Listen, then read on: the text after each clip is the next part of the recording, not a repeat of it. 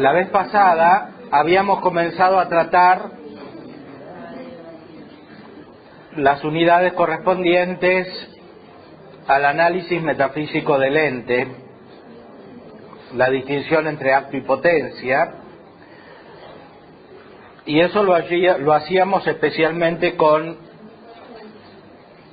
el auxilio de este libro, que es bastante profundo en el análisis metafísico, el libro de Arnoux, la Metafísica Generalis. Habíamos llegado a un punto de la página 17 que reportaba un texto del comentario de Santo Tomás a la Metafísica de Aristóteles, que está puesto aquí en la nota. Corresponde al libro 11 de la Metafísica, lección sexta, número 2234, en la edición corriente, que es de Catala.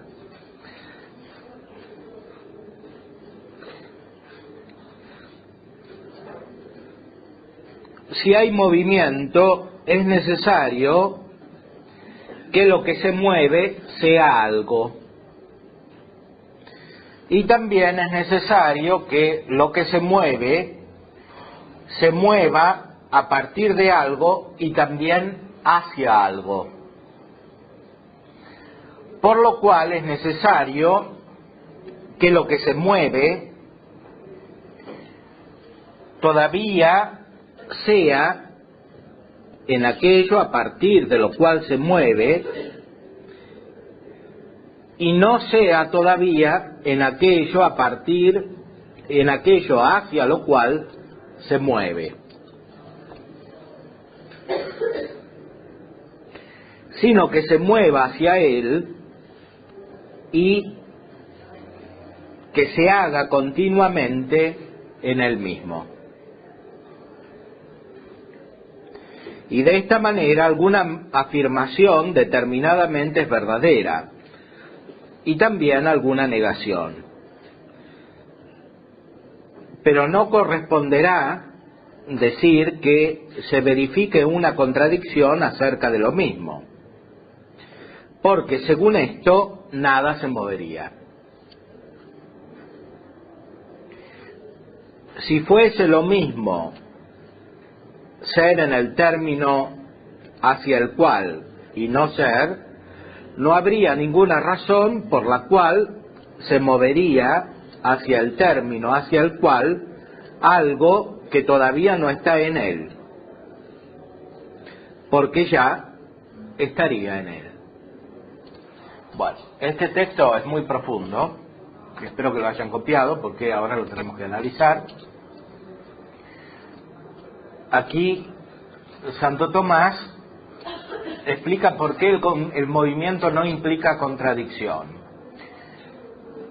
que es justamente lo que este autor, al principio de su análisis metafísico, señala como correspondiente al análisis que hace Hegel del movimiento. Para Hegel, el movimiento es la contradicción. Toda la realidad es movimiento, el ente es movimiento, y el ente es contradicción. Para entender que el movimiento no es contradicción hay que llegar a este nivel de análisis metafísico que tiene Santo Tomás y que en parte tenía ya Aristóteles. Vamos a volver al texto de Santo Tomás y después vamos a comparar con el pensamiento metafísico de Hegel en la ciencia de la lógica, que por otra parte está citada por este autor de una manera un poco peculiar porque es Hegel en latín.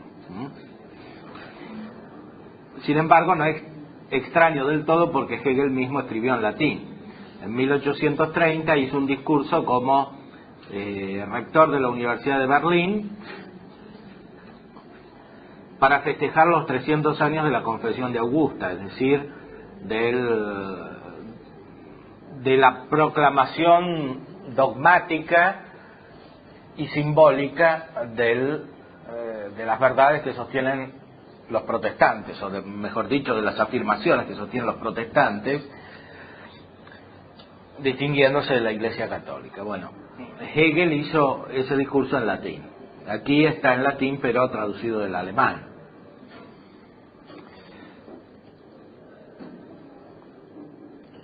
Entre paréntesis, algo que no tiene nada que ver, es interesante notar el paralelismo entre Hegel y Heidegger.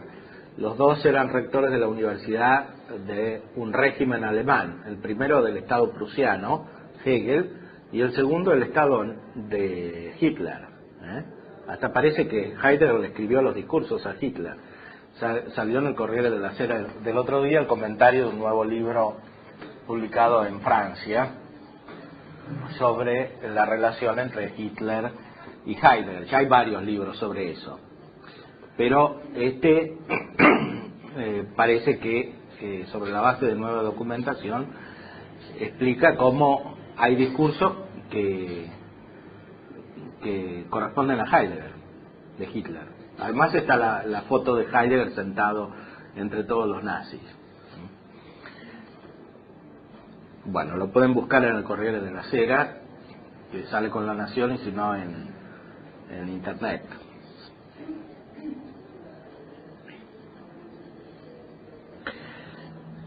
Cerramos el paréntesis, que no tiene nada que ver, salvo extrínsecamente, perakidens, como diría Aristóteles, katasin bebekos, en griego. Volvamos al texto de Santo Tomás. Si motus est, oportet, quodit quod movetur, si taliquid. Si hay movimiento, es necesario que lo que se mueve sea algo. Et etiam oportet, quodit quod movetur, moveatur ex aliquo, et etiam ad aliquid. Y también es necesario que lo que se mueva desde algo y también hacia algo. Es el terminus a quo y el terminus ad quem que encontramos en el análisis físico del movimiento. Aquí queremos hacer un análisis ulterior, un análisis metafísico, que es lo que viene después. Unde oportet id quod movetur aducese ineo ex quo movetur, et non dumese ineo ad quod movetur. O sea, lo que se mueve está más en el término de partida que en el término de llegada. En el término de llegada todavía no está. En el término de partida todavía está.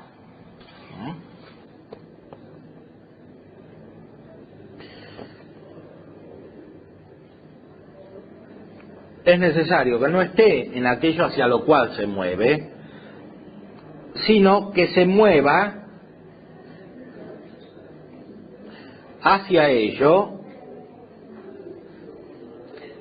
y se haga continuamente en ello. O sea, lo que se mueve tiene que tender hacia el término, pero todavía no está.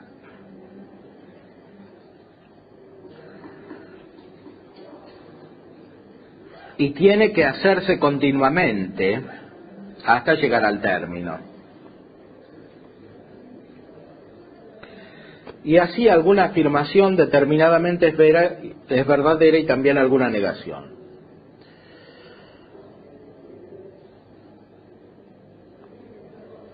Alguna afirmación es verdadera en cuanto que lo que se mueve está llegando al término, pero todavía no llegó.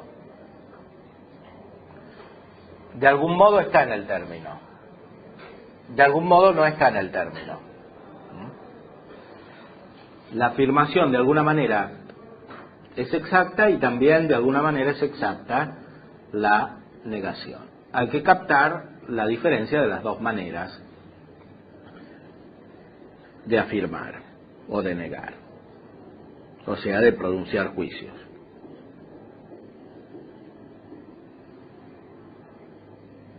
Lo que no se puede decir es que al mismo tiempo y respecto de lo mismo esté en el término y no esté.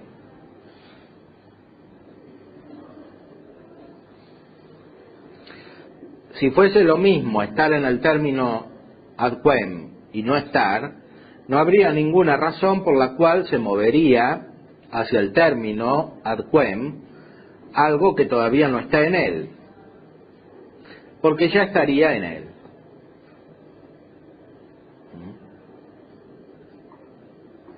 Entonces no puede haber llegado y no haber llegado al mismo tiempo. Tiene que no haber llegado pero estar llegando. Eso es lo propio del movimiento. Como hemos visto por otra parte en otros textos anteriores que habían sido citados, por ejemplo del comentario al primer libro de la Física de Aristóteles.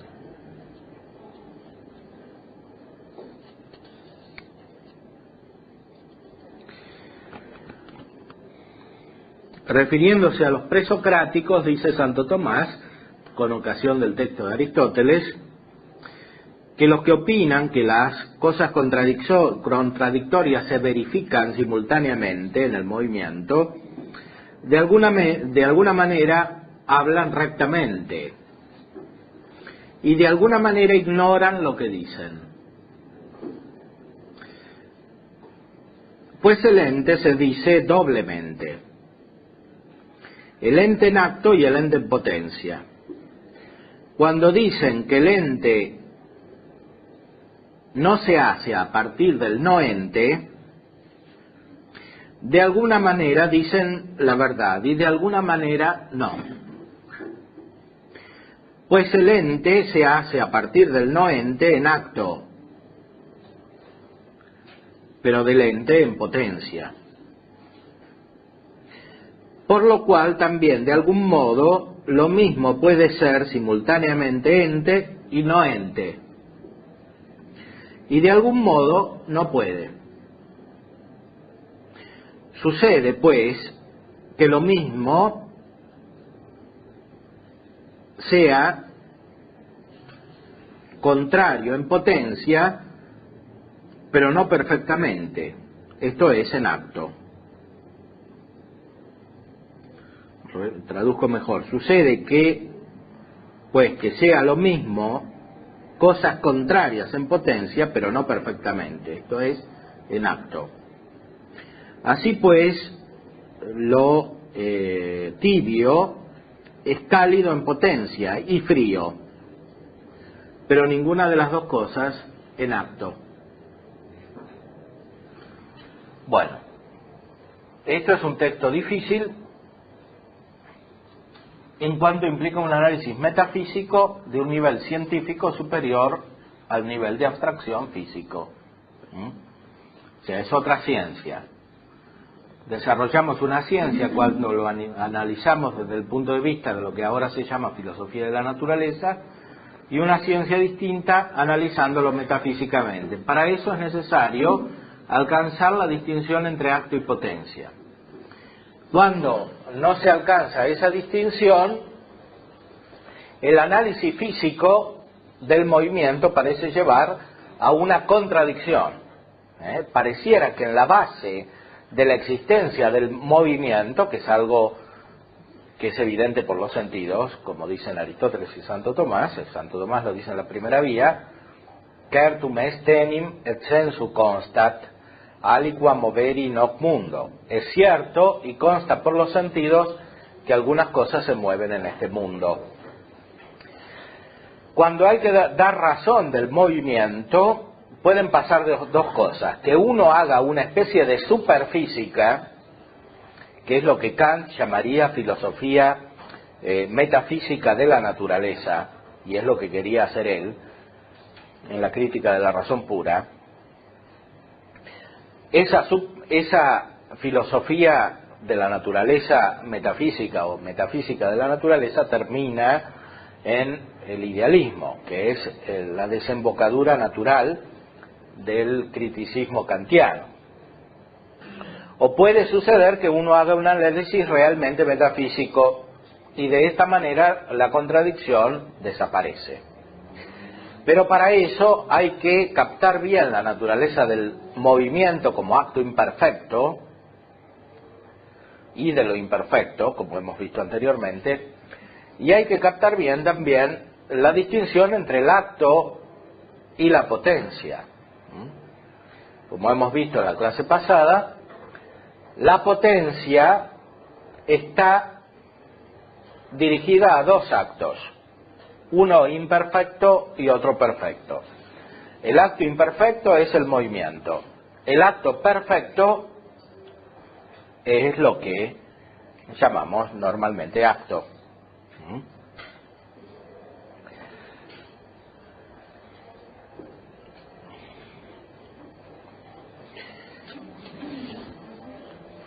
La vez pasada habíamos indicado también que nosotros nos introducimos en la participación a través del análisis del movimiento, que en primera instancia es algo físico. Porque el movimiento en parte está en potencia, en parte está en acto, como dice Santo Tomás, lo hemos leído en latín. Ese ser en parte en potencia, en parte en acto, nos abre la puerta para introducirnos a la posibilidad de que algo sea en parte más allá de lo material. Es decir, en el campo metafísico, en el campo de lo separado de la materia, como diría Aristóteles.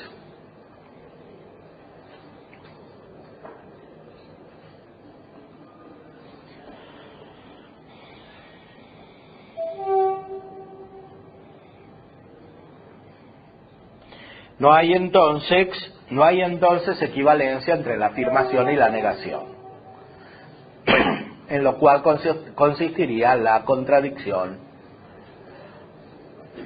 en el movimiento. Si no se llega al nivel metafísico, caemos en una explicación que se basa sobre la contradicción. Leamos, por ejemplo, algunos pasajes de la ciencia de la lógica de Hegel.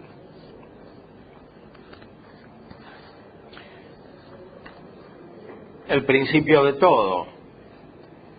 Primera sección, primer capítulo. Ser, puro ser, sin ninguna otra determinación. En su inmediación indeterminada es igual solo a sí mismo, y tampoco es desigual frente a otro. No tiene ninguna diferencia, ni en su interior, ni hacia lo exterior. Por vía de alguna determinación o contenido que se diferenciara en él, o por cuyo medio fuese puesto como diferente de otro, no sería conservado en su pureza. Es la pura indeterminación y el puro vacío. No hay nada en él que uno pueda intuir, si se puede aquí hablarse de intuir. O bien él es solo este puro vacío intuir en sí mismo. Tampoco hay nada en él que uno pueda pensar. O bien este es igualmente solo un pensar vacío. El ser, lo inmediato indeterminado, es en realidad la nada. Ni más ni menos que la nada. Bueno, esto es el principio de la ciencia de la lógica de Hegel. El ser es la nada.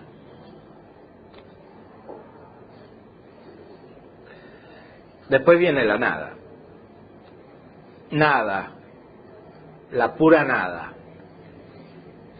Es la simple igualdad consigo misma, el vacío perfecto. La ausencia de determinación y contenido, la indistinción en sí misma. En cuanto puede hablarse aquí de un intuir o pensar, vale como una diferencia el que pueda ser intuido o pensado algo o nada. Intuir o pensar la nada tiene, pues, un significado. Los dos son distintos, y así la nada existe en nuestro intuir y pensar, o pensar. O más bien es el intuir y pensar vacíos mismos. Y el mismo vacío intuir o pensar que es el puro ser.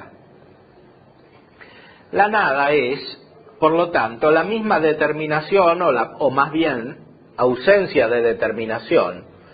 Y con esto es en general la misma cosa que es el puro ser. Bueno, esto es la base metafísica del pensamiento del idealismo hegeliano. O sea, analizando la nada nos damos cuenta de que la nada es el ser. Analizando el ser nos damos cuenta de que el ser es la nada. Pero lo que existe no es ni el ser ni la nada. Por eso viene después se devenir. La unidad del ser y la nada. El puro ser y la pura nada son, por tanto, la misma cosa. Lo que constituye la verdad no es ni el ser ni la nada, sino aquello que no traspasa, sino que ha traspasado. Vale decir, el ser traspasado en la nada y la nada traspasada en el ser. Pero al mismo tiempo la verdad no es su indistinción, sino el que ellos no son lo mismo, sino que son absolutamente diferentes.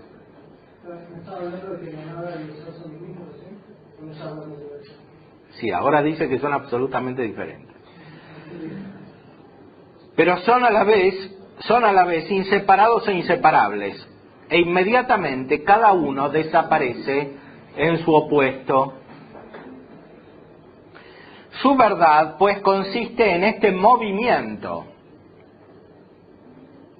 del inmediato desaparecer de uno en otro, el devenir. Un movimiento donde los dos son diferentes, pero por vía de una diferencia que al mismo tiempo se ha resuelto inmediatamente.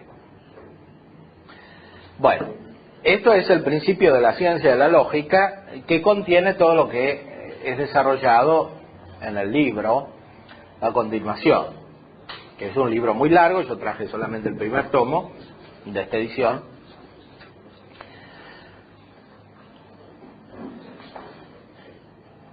Hegel quiere fundar nuevamente la metafísica a partir de la absorción de todos los temas de la tradición. Más aún, con el tiempo, Hegel se refiere cada vez más a Aristóteles y pretende afirmar que lo que dice él en su filosofía es lo que dijo Aristóteles. Por eso, al final de la Enciclopedia de las Ciencias Filosóficas, que es de 1830, Hegel pone el texto del libro 12 de la Metafísica, que nosotros hemos analizado en las primeras clases, en griego, como diciendo que toda mi filosofía es lo que dijo Aristóteles. Y sobre todo lo que dijo Aristóteles sobre Dios. Bueno, supongo que a este punto ya se les habrá producido una confusión mental.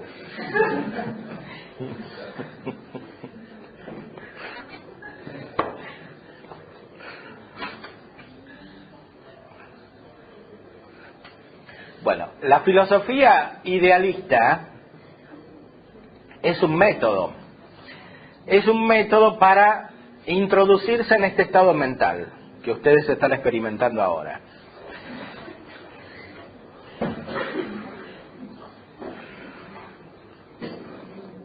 Y el método, como dice Hegel, es inseparable de la idea misma. El método es la idea. Es un método para entrar en el estado en el cual ustedes están ahora, introduciéndose, porque no llegaron a... O sea, ustedes se van de esta clase y vuelven al estado normal. En cambio, un idealista es uno que está en ese estado permanentemente y que piensa que los demás están mal de la cabeza.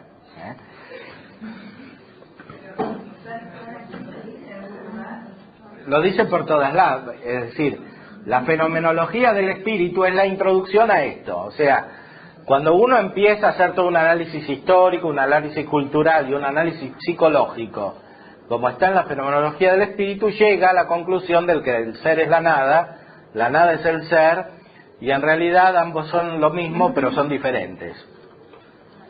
Es decir, que no existe ni el ser ni la nada, sino que lo que existe es el devenir.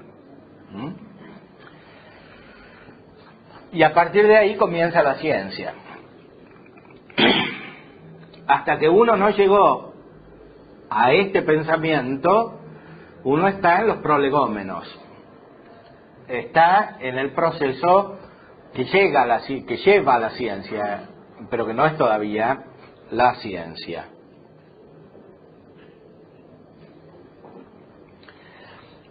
De cualquier modo, es interesante notar la inversión respecto del análisis que había hecho Santo Tomás en el comentario a la metafísica de Aristóteles. O sea, Santo Tomás captaba la diferencia entre lo que se afirma y lo que se niega, captaba la diferencia entre lo que se afirma y lo que se niega respecto del término, o sea, el movimiento todavía no llegó al término. Está dirigido al término, pero no llegó al término. En cuanto está dirigido al término se puede afirmar algo. En cuanto no llegó al término se puede negar algo. Es un acto imperfecto. Lo propio del movimiento, lo repito, es que sea un acto imperfecto. Un acto imperfecto implica una composición entre potencia y acto. No es puro acto.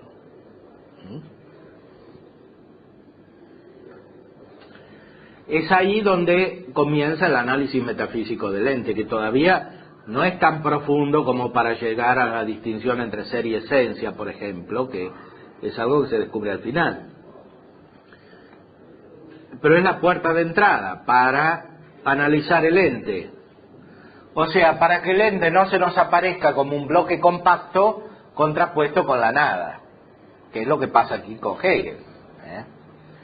En Hegel propiamente no hay noción de potencia.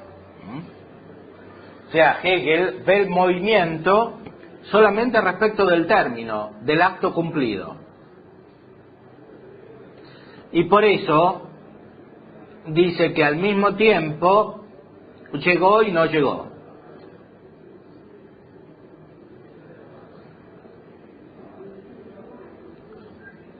O sea, lo que constituye la verdad no es ni el ser ni la nada, sino aquello que no traspasa, sino que ha traspasado.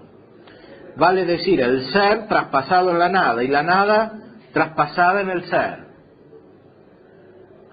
En esta afirmación Hegel niega el movimiento, propiamente hablando. No es lo que traspasa, sino lo que ha traspasado. El ser ya llegó a ser la nada, y la nada ya llegó a ser el ser. Lo que existe es propiamente el movimiento, pero el movimiento no existe.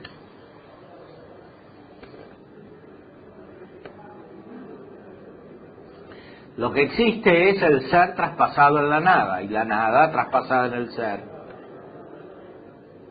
O sea, dicho de otra manera,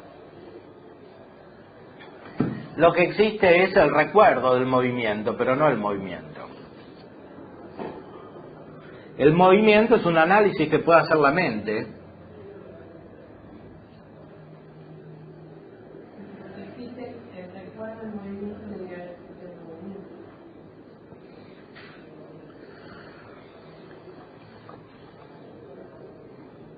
Tiene que haber existido el movimiento, pero al mismo tiempo no existe.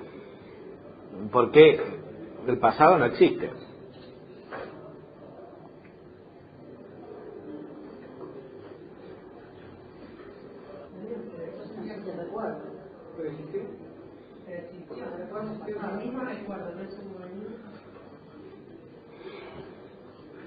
Bueno,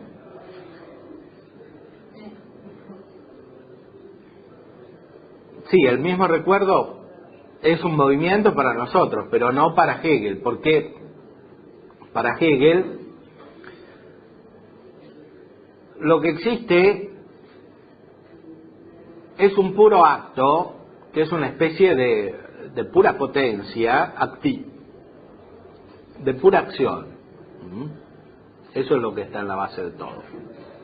Y esa acción no existe sino en el pensamiento, no existe fuera del pensamiento. Esa acción que está en el pensamiento, en cuanto va abarcando más objetos, los hace ser. Y eso corresponde también al movimiento.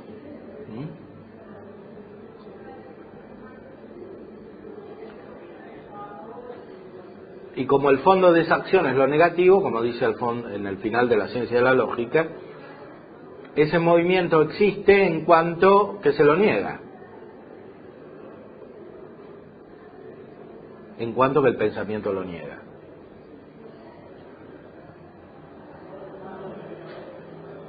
Para Hegel no existe realmente el pensamiento, en definitiva, solamente. Sí, el pensamiento del pensamiento, como decía Aristóteles de Dios.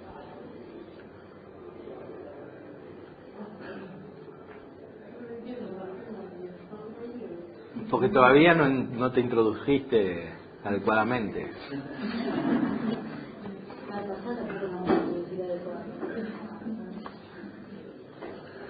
O sea, hay que tener una nueva experiencia para esto. Hay que cambiar la mente. Como dice Hegel, el subtítulo de la lógica es la ciencia de la experiencia de la conciencia. Si uno no entra en esta onda, por decirlo con una palabra moderna, no entiende, dice Hegel. O sea, primero hay que cambiar de mentalidad, o sea, del realismo ingenuo, diríamos nosotros, para entrar en la verdadera ciencia, que es esta. Cuando uno está configurado interiormente de esta manera espiritual, se da cuenta de que todo es así, según Hegel. Y de que su espíritu no es otra cosa que el espíritu absoluto, que existe de una manera parcial. Y el espíritu absoluto es lo que hace ser todas las cosas.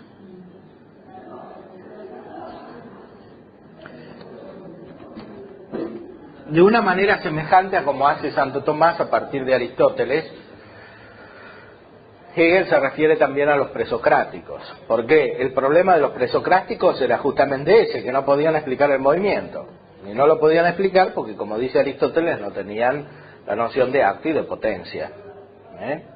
Entonces caían en el puro ser de Parménides o en la pura contradicción, o en el puro movimiento de Heráclito.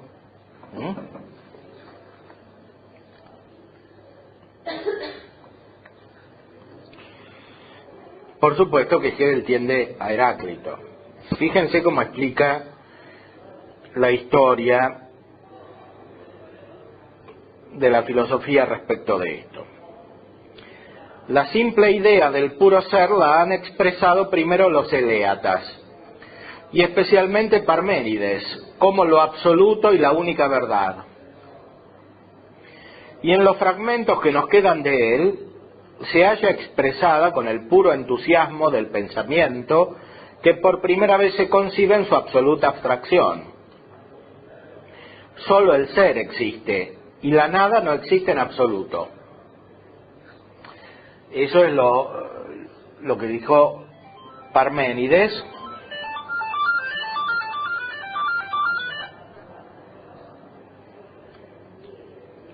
Eso es lo que dijo Parménides,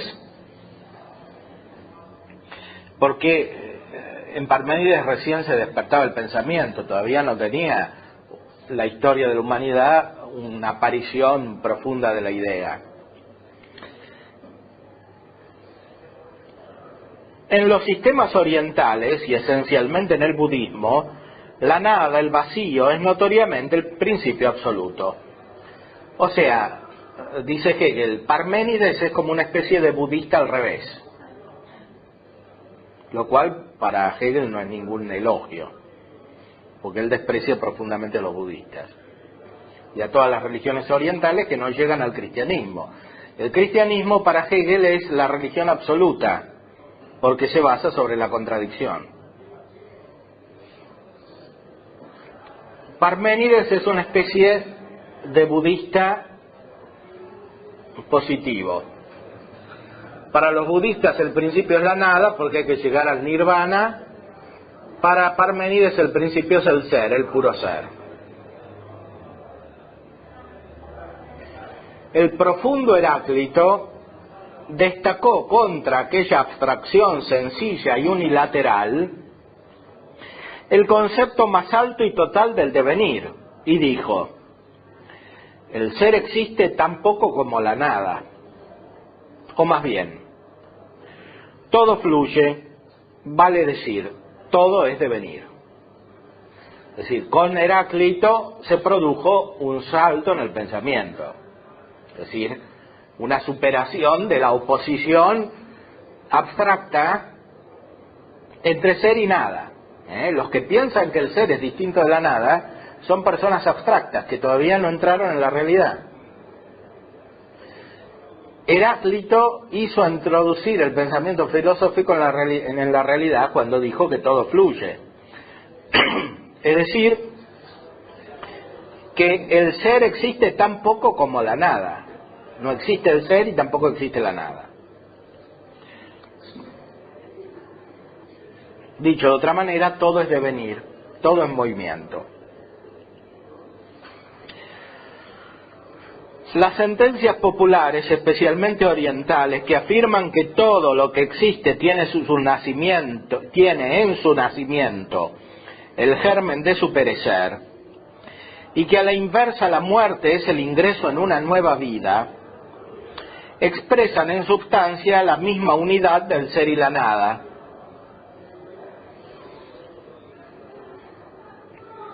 Es decir, la sabiduría popular tiene como un germen de la idea, porque especialmente los orientales dicen, todo lo que nace empieza a morir. Y Hegel lo dice también en su Ciencia de la Lógica más adelante.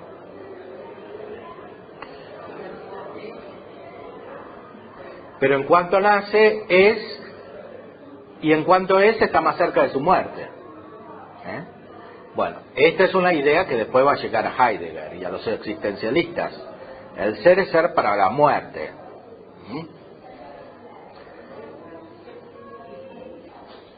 Claro, pero cuando existe, está más cerca de la muerte que antes. Es la nada, sí. Eso lo dice Freud también, en un libro de metapsicología que se llama Más allá del principio del placer, que es una especie de metafísica freudiana. Freud dice, la meta de toda vida es la muerte.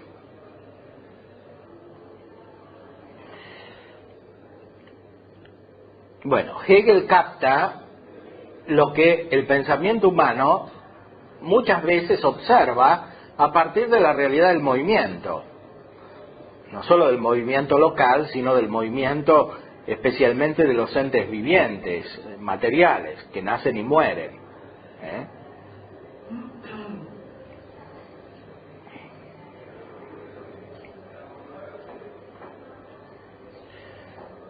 Muchos autores contemporáneos tienen un pensamiento semejante al de Hegel en esto. Por ejemplo, Fromm, Erich Fromm. Para estos autores, lo que existe es la vida. Y cuando uno tiene conceptos particulares, está abstrayendo de la vida.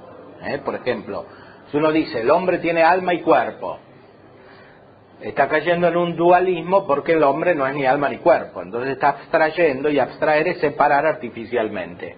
O sea, ser abstracto. O decir, el hombre tiene inteligencia y voluntad, es ser abstracto, es separar. Así entiende Hegel la palabra abstracción. Los budistas y Parménides eran abstractos, porque los budistas separaban, como Parménides, el ser de la nada. En cambio, en el pensamiento popular a veces hay más sabiduría que en los filósofos, dice Hegel. En el pensamiento popular a veces se ve que lo que nace empieza a morir, o sea, lo que existe tiene en su nacimiento el germen de su perecer. Y que a la inversa, la muerte es el ingreso en una nueva vida, como para los hindúes, ¿no?, que creen en la reencarnación, por ejemplo. Que uno muere y después vuelve a vivir como un chancho, como una vaca o como un mono, etcétera.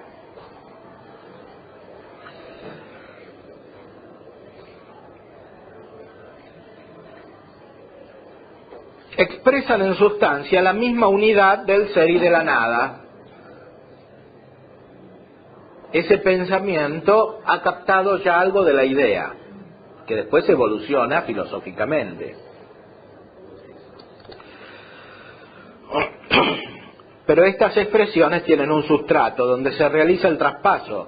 El ser y la nada son mantenidos separados en el tiempo, representados como alternándose en él, pero no pensados en su abstracción, y por ende tampoco pensados de manera tal que sean en sí y por sí la misma cosa. Esto es el defecto de todos estos pensamientos. O sea que son pensamientos que ven la unidad del ser y la nada en una cosa que existe. Cuando en realidad de lo que se trata en la metafísica, o sea en la lógica, que es lo mismo, para Hegel, es ver la unidad del ser y la nada en sí. Ex nihilo nihil fit es una de las proposiciones a las que se ha atribuido gran importancia en metafísica. Pero en ella o hay que ver solo la vacua tautología, la nada es la nada, o bien, si el devenir debe tener en ella un verdadero significado en realidad, puesto que de la nada nace solo la nada, no hay más bien en ella ningún devenir, porque la nada en ella queda siendo la nada. O sea, esta afirmación metafísica que viene de los presocráticos, ex nihilo nihil fit, de la nada no se hace nada, es una afirmación muy poco verdadera para Hegel, porque deja de lado la realidad, es decir, deja de lado el devenir. Esta nada de la cual habla la proposición es una nada que no hace nada. No es una nada que deviene. Es decir, no hace lo que iba a decir Heidegger. Heidegger dice, das Nichts nichtet, la nada nadea.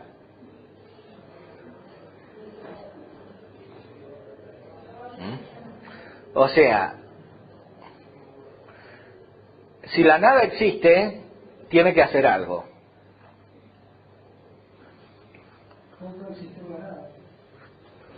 No, más bien Hegel preguntaría, ¿cómo puede alguien afirmar que la nada es nada? Para él la nada es ser. La nada es el ser y el ser es la nada. Para él existe. Veamos.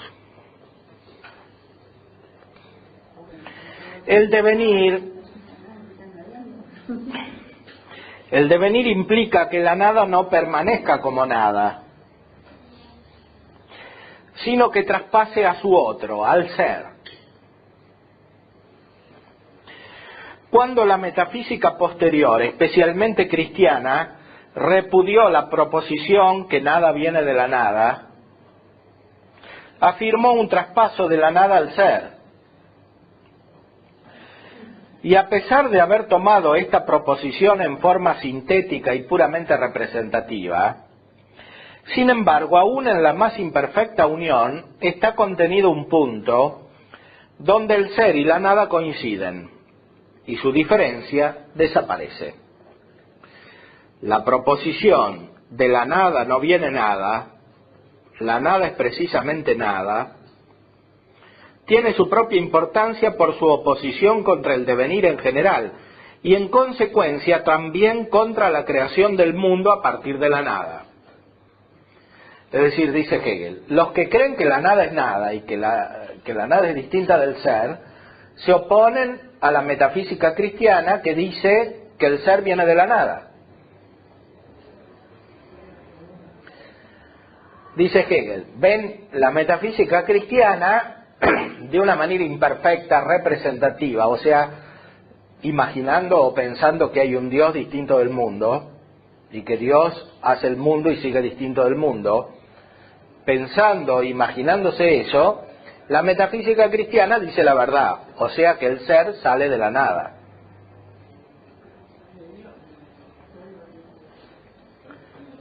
Bueno, sale de Dios, diría Hegel, es una representación, no es científico. Es decir, es pensar las cosas de una manera todavía determinada, no es entrar en el movimiento del espíritu. El espíritu es movimiento y la realidad es movimiento. O sea, uno que cree que el ser viene de Dios es uno que todavía no está introducido plenamente en la vida espiritual y en la idea. La ciencia de la idea es la lógica, es la metafísica que es la lógica, en la cual el sujeto no es distinto del objeto y al mismo tiempo distinto. Porque todo es movimiento, todo es devenir. Como dijo Heráclito, todo fluye. No puede haber algo que sea definitivamente distinto de otra cosa.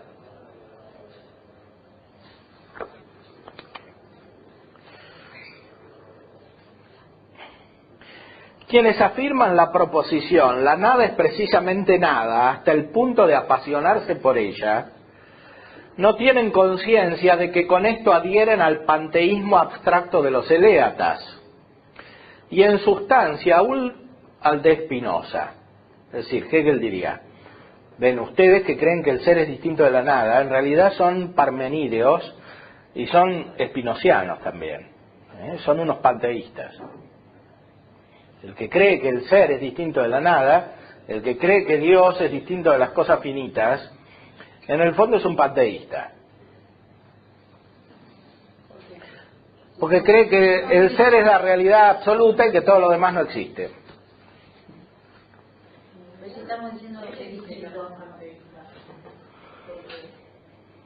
Si estamos diciendo que... Dice que Dios es distinto de las criaturas, estamos diciendo que Dios es distinto de las criaturas, no es todo lo mismo. Bueno, el panteísmo está en que uno afirma que todo lo que existe es el ser y el ser es Dios. Pero no decir que todo lo que existe es. No me decir que todo lo que existe tiene ser o es, y otra cosa es decir que todo lo que existe es el ser. En sentido absoluto, en sentido puro. De modo unívoco. Bueno, ¿qué es lo que le falta a Hegel? ¿Cuál es la noción que le falta a Hegel? Aquí, en todo este análisis, considerada desde el punto de vista metafísico. No me digan la participación. ¿Qué le falta a Hegel? El ser y la nada están en movimiento. Por eso el ser y nada no puede conseguir el movimiento de un punto a otro en el que tenga, o sea, si es el punto A al B, el punto A es, pero no es B. Y como él junta todo, Claro. entonces es A y B, eso no es. O sea, como dijo él, la potencia. Lo que no está en Hegel es la noción de potencia. Ese es el punto. Por supuesto que no está la participación, pero no está la participación porque no está la noción de distinción entre acto y potencia, y porque no hay distinción entre acto y potencia porque en el análisis del movimiento Hegel no superó la física. O sea, esto no es metafísica, como dice él, es una superfísica. O sea, es la metafísica de la naturaleza de la cual hablaba Kant. En Kant, por supuesto, está toda hecha con el pensamiento, de una manera formal. Pero, ¿qué es Aristóteles? La metafísica es bastante clara la definición de la sensación potente. ¿Cómo justifica él el hecho de Aristóteles? Es que justamente Hegel identifica la contradicción con la potencia. O sea, dice, lo que Aristóteles llamaba potencia es lo que yo llamo la contradicción. Exactamente. O sea, es un Aristóteles leído en la metafísica, pero sin la ciencia metafísica. Un Aristóteles leído en la metafísica sin la ciencia metafísica. Es como si ustedes leyeran un texto en alemán sin leer alemán, sin saber alemán. ¿Qué sale? Sale otra cosa.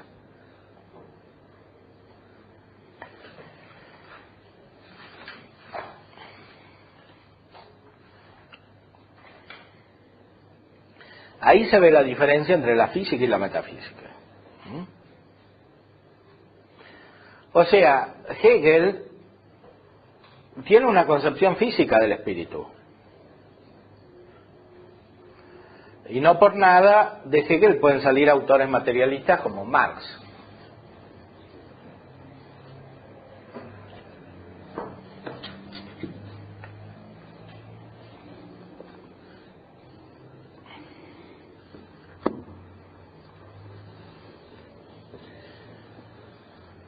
Bueno, este autor que estamos analizando, Arnoux, es tan profundo como para darse cuenta de la conexión que hay entre los textos del comentario de la metafísica de Aristóteles de Santo Tomás y los de la ciencia de la lógica de Hegel, que él cita aquí en latín.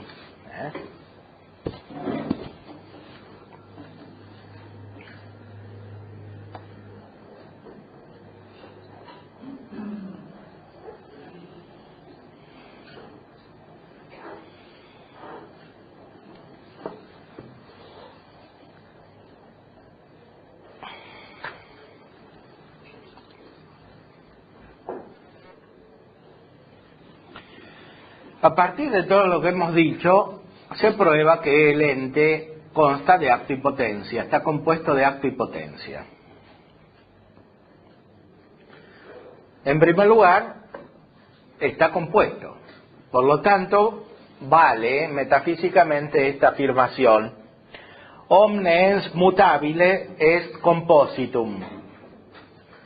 Todo ente mutable es compuesto. No es simple.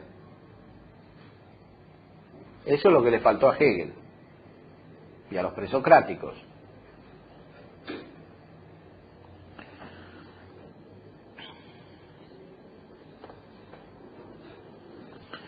Repugna que lo mismo, según lo mismo, sea de tal manera y de otra manera. Sí que taliter. Pero el ente mutable, si no fuese compuesto, sería, según lo mismo, de tal manera y de otra manera. O sea, el ente mutable sería A y B al mismo tiempo, según el mismo aspecto. Y esta composición, ya que no pertenece al movimiento local en cuanto tal, ni a la mutación del ente sensible en cuanto tal, sino que es de la esencia de la misma mutación, se verifica necesariamente en toda mutación. Bien. Aquí Arnoux pasa del nivel físico al nivel metafísico. O sea, la composición no es algo de tal ente en cuanto es físico. No es algo que corresponde solamente a las gallinas, a los caballos, a las piedras, a los árboles. ni considerados como individuos, ni considerados en cuanto a entes físicos solamente, sino que corresponde a la esencia del movimiento. Corresponde a la esencia del movimiento. Fíjense que en el análisis metafísico del ente, la primera esencia que encontramos es el movimiento. Y encontrando esta esencia del movimiento, encontramos la composición entre acto y potencia. Esencia, evidentemente, quiere decir aquí un aspecto inteligible, no es la esencia sustancial de un individuo determinado. Lo primero que se aparece a la inteligencia es el movimiento. Y por eso la primera vía de las pruebas de la existencia de Dios puede tener un valor metafísico. De otra manera, no llegaría a Dios, que es algo separado de la materia, metafísico. Es que la inteligencia tiene que captar que todo lo que se mueve a partir de algo que está en acto, pero para eso tiene que captar la diferencia entre el acto y la potencia, que es la estructura de la primera vía. Por eso dice Santo Tomás en la Suma que es la más manifiesta. Prima autem et manifestior via est quae sumitur a motu. Es la que se toma del movimiento. Es la vía más clara y la primera. Es cierto y consta por los sentidos que algunas cosas se mueven en este mundo. Certum estenim et sensu constat, aliquam moveri noc mundo. Todos saben que algo se mueve. El problema viene cuando hay que explicarlo.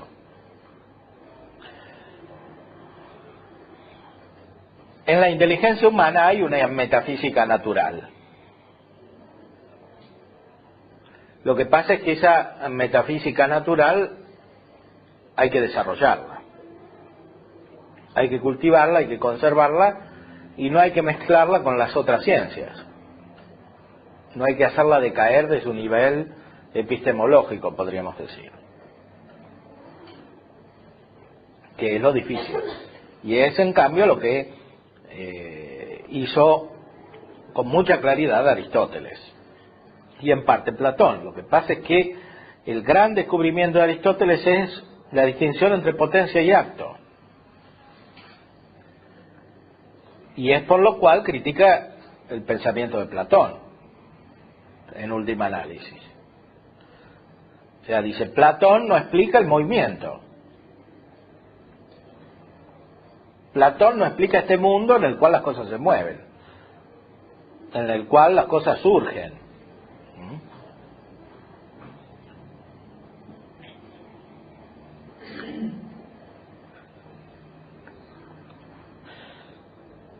Después de decir claramente que todo ente mutable es compuesto, tenemos que decir omnes mutabile est compositum exactu et potentia. Todo ente mutable es compuesto de acto y potencia. Lo primero es decir que es compuesto. Lo segundo es decir que esa composición corresponde al acto y a la potencia.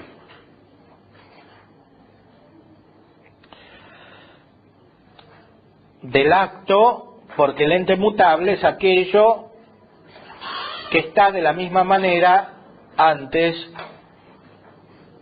que está de la misma manera ahora y antes.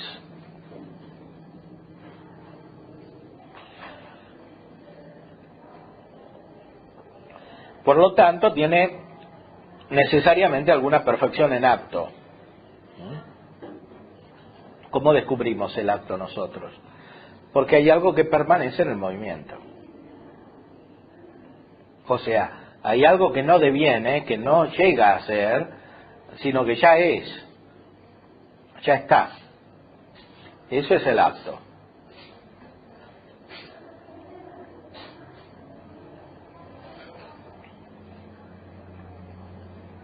Y también está compuesto de potencia. el ente, como hemos dicho, pues nada muta sino en cuanto está en acto. Pues nada muta en cuanto está en acto, sino que todo lo que puede mutar necesariamente tiene en sí alguna capacidad para recibir una nueva determinación. Nada cambia en cuanto está en acto. En cuanto está en acto, algo cambia a otra cosa, influye sobre otra cosa y la hace cambiar.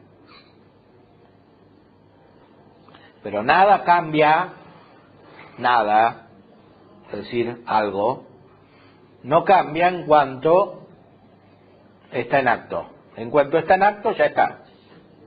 No cambia.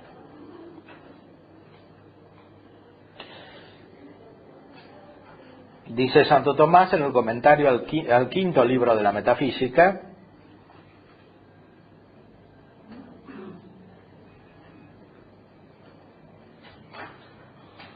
nunca algo padecería si no fuese en él un sujeto que fuese receptivo de la disposición o de la forma que es inducida por la pasión. Y si no fuese en él una debilidad de la virtud, si no fuese una debilidad de la virtud en el paciente, para resistir a la acción de la gente. Esta frase de Santo Tomás también es muy profunda. Para que algo cambie, tiene que haber un sujeto receptivo de una nueva forma que viene de afuera. ¿Qué quiere decir que viene de afuera? Que hay un acto distinto, que ya tiene esa forma y que la induce en el que la va a recibir. El que la va a recibir la recibe porque padece, por la pasión. Padecer es transformarse, cambiar. Eso es lo primero que hace falta para que algo se mueva. Lo segundo que hace falta es que haya una debilidad de fuerza en el que padece para resistir a la acción de la gente. Porque de otra manera el cambio sería inmediato, o sea, lo nuevo advendría instantáneamente y no habría movimiento. O sea, para que haya movimiento tiene que haber una debilidad.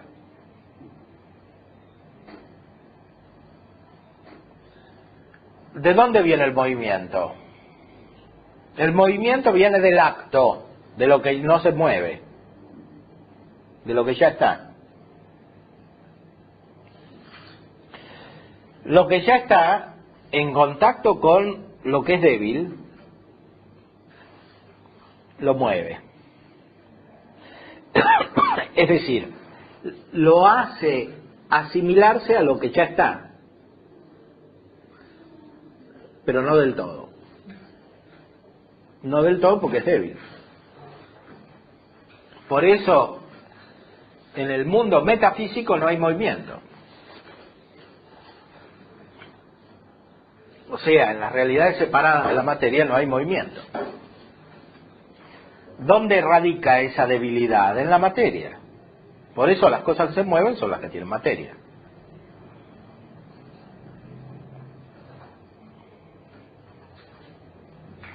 Lo que pasa es que justamente hay que distinguir la noción de acto y de potencia, entendidas metafísicamente como algo que puede existir fuera de la materia, de la noción de acto y potencia que nos permiten analizar el movimiento, que es como nosotros empezamos a pensar. Nosotros descubrimos el acto y la potencia porque analizamos el movimiento, que es lo que tenemos frente a nuestra inteligencia a partir de los sentidos. Solo a partir de este análisis del movimiento, ulteriormente, podemos descubrir que esas nociones de acto y potencia valen más allá del movimiento. y por ejemplo nos hacen descubrir la participación en el orden de las realidades separadas.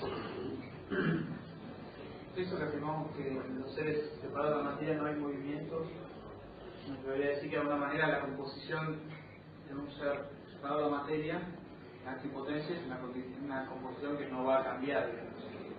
Lo que tiene un ser de acto y de potencia lo conserva así, no puede, digamos, actualizar sus potencialidades, por ejemplo. Bueno, puede haber un cambio que no es movimiento. Es un cambio que no es movimiento. Es una adquisición del acto que actualiza la potencia, pero sin un acto imperfecto.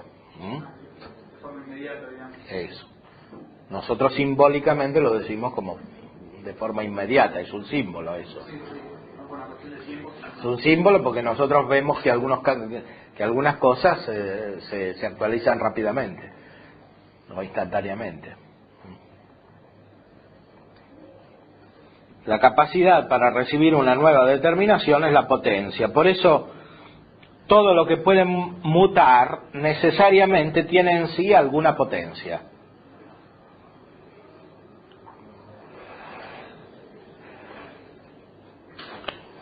Como dice Santo Tomás en la Suma Teológica, primera parte, cuestión 9, artículo 1, en todo lo que se mueve se considera una cierta composición.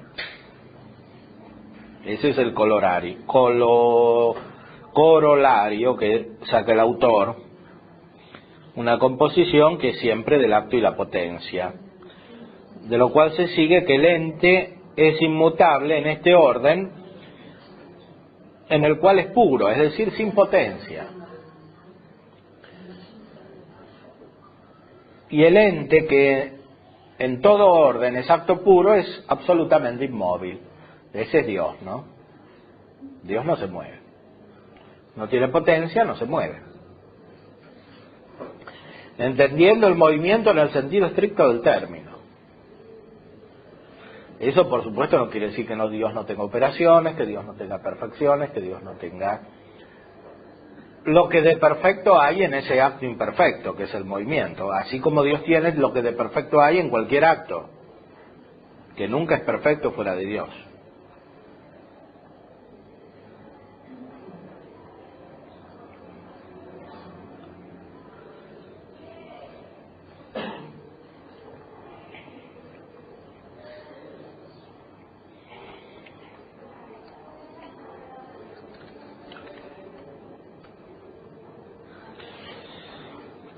Más adelante explicamos que las nociones de potencia y acto siguen al ente común. El ente común es el sujeto de la metafísica, como hemos visto. Lo primero que encuentra la inteligencia cuando capta algo metafísicamente a ese nivel de intelección es el ente común.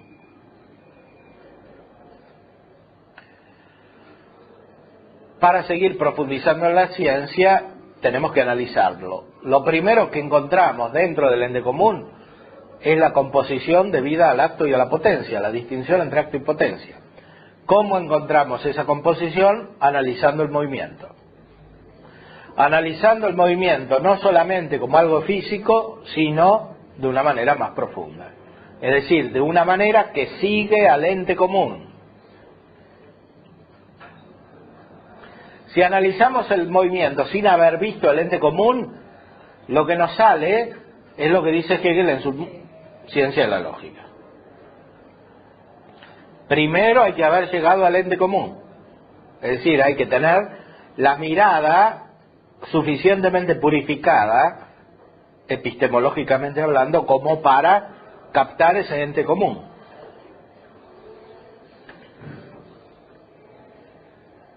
Es lo que Rosmini, ahora que hubo un congreso de Rosmini, llamaba la idea de ser, con una expresión que no usaría ni Santo Tomás ni Aristóteles, pero que básicamente quería decir lo mismo. Sí, hay que llegar a ese ser, si no, no hay metafísica.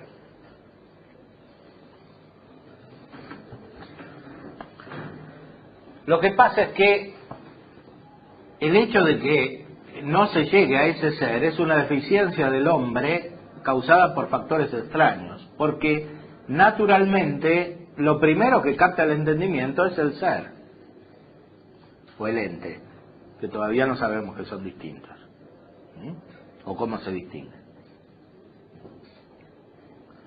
Como dice Santo Tomás al principio de la Suma, cuando habla de las razones de bien y de ente, ¿cuál es primera? Illud quod primum cadit in conceptione intellectus estens. Lo primero que cae en la concepción del entendimiento es el ente. Y ahí está la base para la metafísica en cualquier individuo humano, en cualquier persona. Si usa la inteligencia, tiene ya una chispa de metafísica.